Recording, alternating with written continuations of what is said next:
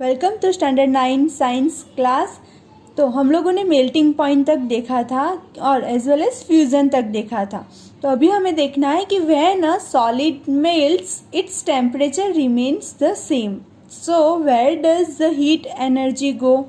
तो देखो ये हम लोग को यहाँ दिखाया गया है कि जब आइस वाटर में कन्वर्ट हो जाता है, आइस मेल्ट होता है, तब जो है वो थर्मोमीटर के अंदर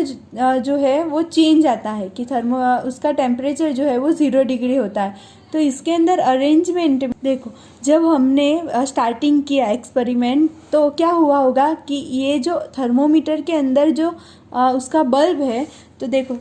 फॉर एग्जांपल कि ये -10 आइस का जो टेम्परेचर है वो -10 लेते हैं कि -10 पे है। ओके, यहाँ पे जो है वो थर्मोमीटर रीडिंग दिखा रहा है -10। अभी यहाँ पे हम लोग जो है वो हीट कंटिन्यूस देना स्टार्ट कर रहे हैं आइस में, तो उसका टेम्परेचर क्या होगा, जैसे ही हीट देना स्टार्ट करेंगे धीरे धीरे धीरे यहाँ तक बढ़ेगा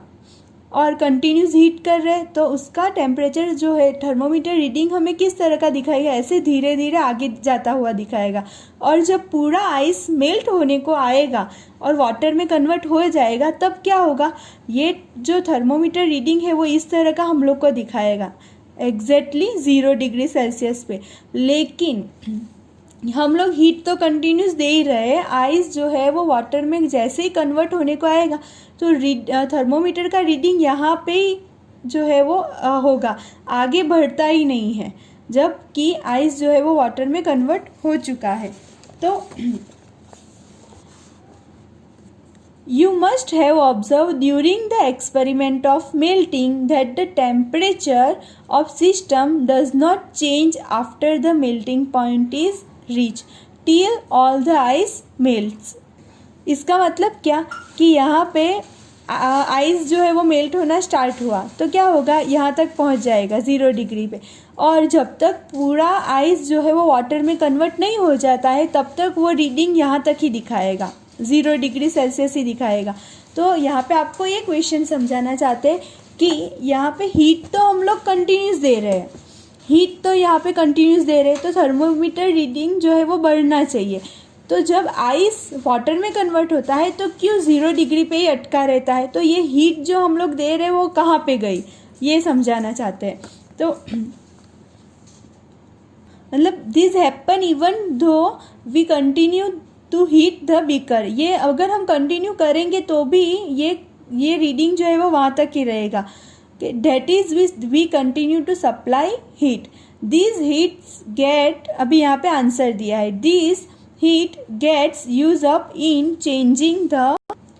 state by overcoming the force of attraction between the particles। तो यहाँ पे आपको आंसर दिया है कि ये हीट जो है वो पूरी कहाँ पे यूज़ हो जाती है कि जो पार्टिकल के बीच में फोर्स ऑफ एट्रैक्शन है उसको ओवरकम करने में यूज़ हो जाती है, यानी थर्मोमीटर रीडिंग में नहीं दिखाएगा पर ये पार्टिकल्स जो है वो ये हीट को ले लेते हैं। As this heat energy is absorb by ice without showing any rise in temperature, ये आइस जो है, आइस के पार्टिकल्स जो है वो एब्सॉर्ब कर देंगे ये हीट को और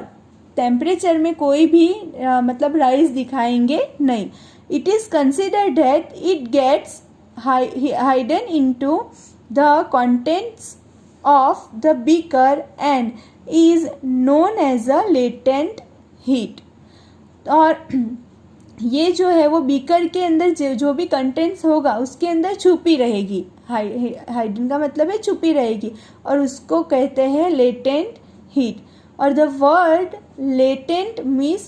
मीन्स